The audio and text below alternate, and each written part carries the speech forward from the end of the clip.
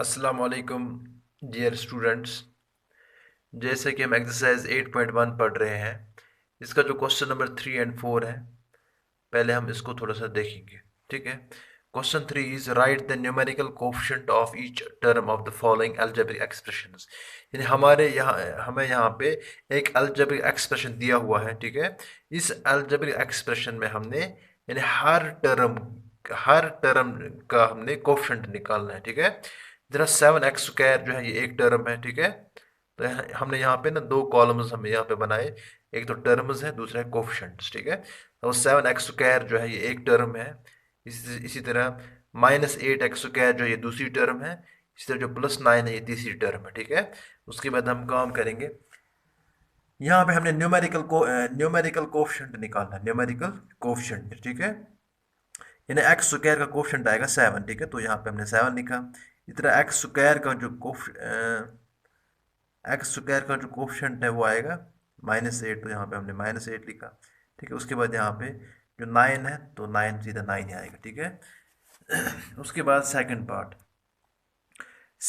Is यानी 5y² + 7x² - 9y³ + x⁻³ ठीक है, x³।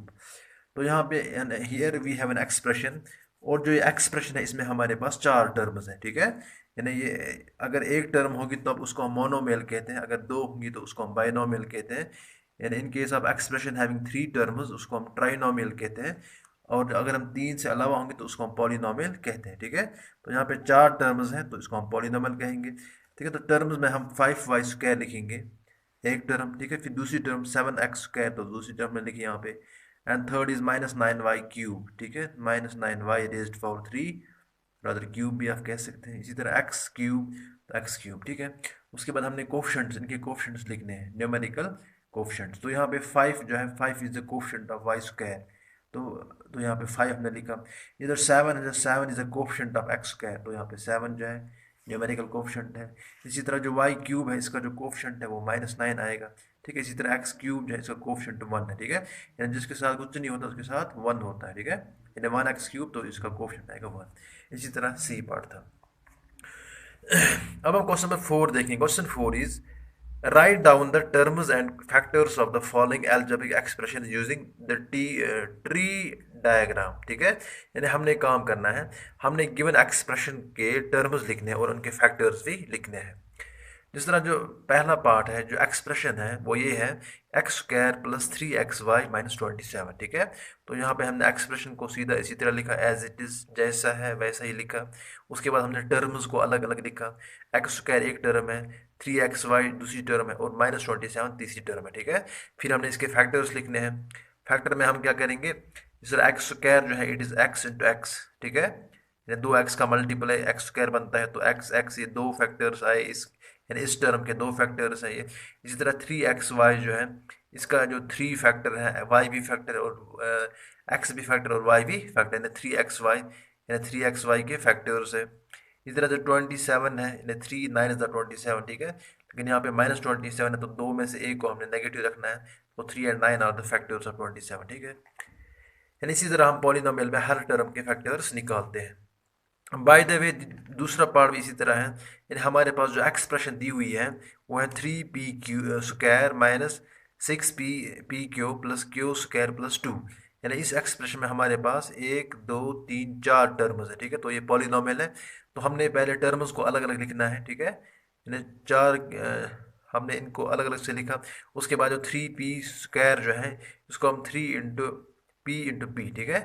तो ये 3p² बना। उसके बाद जो 6 जो है इसको हम 2 3 6 लिख सकते हैं। यानी दो में से एक को हमने नेगेटिव रखना है, क्योंकि यहाँ पे जो 6 है नेगेटिव है। ठीक है। 2 3 6 प्लस माइनस हो गया -6। ठीक है। और p × q, तो p × q भी लिखा हमने। उसके बाद जो q² है, q² को हम लिख सकते हैं q × q। इस तरह जो 2 है इसको हम 2 × 1 लिख सकते हैं। ठीक है। यानी हमने हर टर्म के फैक्टर्स लिखे। इसी तरह आपने पार्ट नंबर सी और डी एंड ई करना। Bye the way question number 5 पे हम जाएंगे। Question 5 is identify the terms which contains x and write down the coefficient of x। यानी हमारे पास जो एक्सप्रेशन दी हुई है, जो अलजेब्रिक एक्सप्रेशन दी हुई है, हमने इसमें से आइडेंटिफाई करना है यानी वो टर्म जिसमें x होगा। ठीक है। देखिए यहाँ पे 2x² y, ठीक है। -5xy² plus 7y²। देखिए इसमें तो x है ही नहीं, ठीक है। और पहले वाले टर्म में हमारे पास x² है, ठीक है, तो ये इसमें x नहीं है। लेकिन दूसरे वाले टर्म में यानी वी हैव 5xy², यानी यहाँ पे x हमने पाया, ठीक है। यानी अब हमने काम किया, यानी इस टर्म को हमने लिखा, यानी ये वो टर्म है, यानी हमने उस टर्म को आइडेंटिफाई किया जिसमें x था, ठीक है।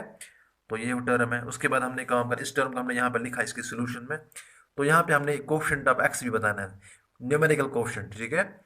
Numerical coefficient of x is -5, ठीक है, क्योंकि -5 इसके साथ मल्टीपल है, तो -5 जो है ये x का कोफिशिएंट है। इसी तरह हमारे पास जो सेकंड पार्ट है, बी पार्ट में, here we have 7y² - 3yx, ठीक है। तो यहाँ पे हमने काम करना है।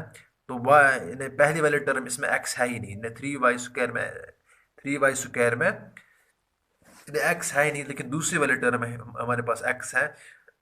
तो -3y(x) जो है इसमें हमारे पास x है, तो हमने इसी टर्म को आइडेंटिफाई करना था। एज वेल एज हमने इस कोफिशिएंट ऑफ x ने इस x का कोफिशिएंट क्या था, वो भी हमने न्यूमेरिकल कोफिशिएंट बताना है। न्यूमेरिकल कोफिशिएंट में -3 आएगा। अगर bye the way literal coefficient बताना होगा, लिटरल मतलब जो जो मतलब दूसरा वेरिएबल जो होगा ना वही, तब जाके in case of literal factor we have -y। लेकिन यहाँ पे न्यूमेरिकल कोफिशिएंट है, तो हमारे पास -3 जो है वो न्यूमेरिकल कोफिशिएंट है। तो कोफिशिएंट ऑफ x इज -3। इसी तरह by the way part number c आपने खुद करना है, ठीक है। क्वेश्चन नंबर 6 पे जाएंगे। Question 6 is evaluate the following, evaluate the, and here we have a plus b minus c, and if a is equal to 5, b is equal to 4 and c equal to -5। यानी हमारे पास जो expression दी हुई है इसमें हमारे पास 3 variables हैं, ठीक है। a एक वेरिएबल है, b दूसरा वेरिएबल है और c तीसरा वेरिएबल है। हमने काम करना है, हमने a के बदले 5 लेना है, b के बदले 4 लेना है और c के बदले -5। हमने गिवन एक्सप्रेशन में इसको पुट करना है, यानी हम देखेंगे कि इस एक्सप्रेशन का वैल्यू क्या आएगा, ठीक है। तो यहाँ पे हमने ए बी सी लिखा यहाँ पे, ठीक है। उसके बाद ए पुटिंग वैल्यूज़, जो ये गिवन जो ये वैल्यूज़ हैं इनको हमने पुट करना है। तो ए के बदले 5 लिया, बी के बदले 4 लिया और सी के बदले हमने -5 लिया। तो यहाँ पे 5 + 4 हो गया 9, लेकिन यहाँ पे दो साइंस एक ही जगह है, तो माइनस इंटू माइनस हो गया प्लस, ठीक है। यहाँ पे दो साइंस का मल्टीप्लिकेशन है, तो फिर 9 + 5 हो गया, 9 + 5 इज 14। इसी तरह by the way second part जो है 4a² + 5b - c, यानी यहाँ पे यानी if a = 2, b = 3 and c = 5। यानी हमने गिवन एक्सप्रेशन में a के बदले 2 लेना है और b के बदले हमने 3 लेना है और c के बदले हमने 5 लेना है।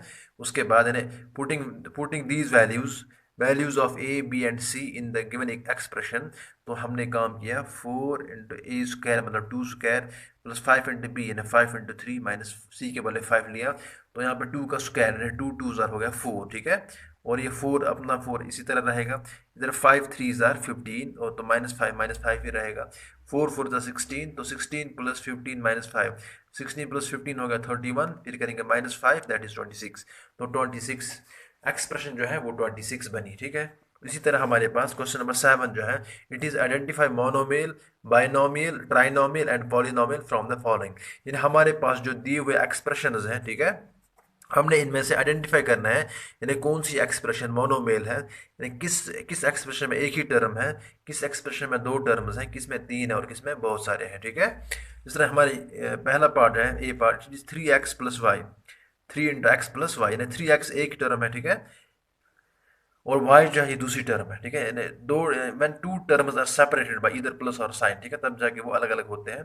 तो यहाँ पे ना 3x एक टर्म है तो y दूसरी टर्म है, तो 1 और 2 यानी बाइनोमियल। तो ये वाली एक्सप्रेशन जो है इट इज़ बाइनोमियल, ठीक है, इसमें 2 टर्म्स हैं। इसी तरह by the way second part 2a + 3b + c, यानी यहाँ पे हमारे पास 2a एक टर्म है, 3b दूसरी टर्म है और c जो है ये तीसरी टर्म है। तो यहाँ पे हमने देखा कि यहाँ पे हमारे पास 3 टर्म्स हैं, तो ये ट्राइनोमियल है, ठीक है। ट्राइनोमियल मीन्स यानी वो एक्सप्रेशन जिसमें तीन टर्म्स होंगे। बाय द वे जो सी पार्ट है इसमें हमारे पास 1 2 3 4 5 6 टर्म्स है, यानी इट इज़ पॉलिनोमियल, ठीक है, यानी जिसमें 3 से ज़्यादा होंगे, यानी जिस एक्सप्रेशन में 3 से ज़्यादा टर्म्स होंगे उसको हम पॉलिनोमियल कहते हैं। बाय द वे जो डी पार्ट है, डी पार्ट इज 3xyz, ठीक है, 3xyz, यानी ये एक ही टर्म है, ठीक है, ये पूरी एक ही टर्म, क्योंकि यहाँ पे हमारे पास प्लस माइनस साइन वगैरह नहीं है, only there is only one term, तो इसको हम मोनोमेल कहेंगे। ऐसी एक्सप्रेशन को हम मोनोमेल कह सकते हैं। बाय द वे इसी तरह ई एफ एंड जी पर आपने खुद करना है, ठीक है। और क्वेश्चन नंबर 8 जो है वो आपके लिए असाइनमेंट रहेगा, यानी आपने काम करना है, आपने गिवन टर्म्स को एक्सप्रेशन बनानी है, ठीक है। गिवन टर्म्स को एक्सप्रेशन बनानी है तो सीधा हमने जहाँ जहाँ कॉमा है वहाँ वहाँ हमने प्लस लगाना है। सपोज 5xy एक टर्म टर्म है, 3x² y दूसरी टर्म है, और -3 जो है तीसरी टर्म है। यानी हमने इनको एक्सप्रेशन बनाने के लिए हमने कॉमास की जगह प्लस लगाना है। उसके बाद जहाँ पे दो साइंस आते हैं उनको मल्टीप्लाई करना है, तो हमें वहाँ पे एक्सप्रेशन बनती है, ठीक है। तो क्वेश्चन 8 एंड क्वेश्चन नंबर 9 भी एज वेल आपके लिए होम असाइनमेंट रहेगा। चलो, मुझे उम्मीद है कि आप सारे बच्चों को समझ आया होगा। It is enough for today, till tomorrow, खुदा हाफिज़।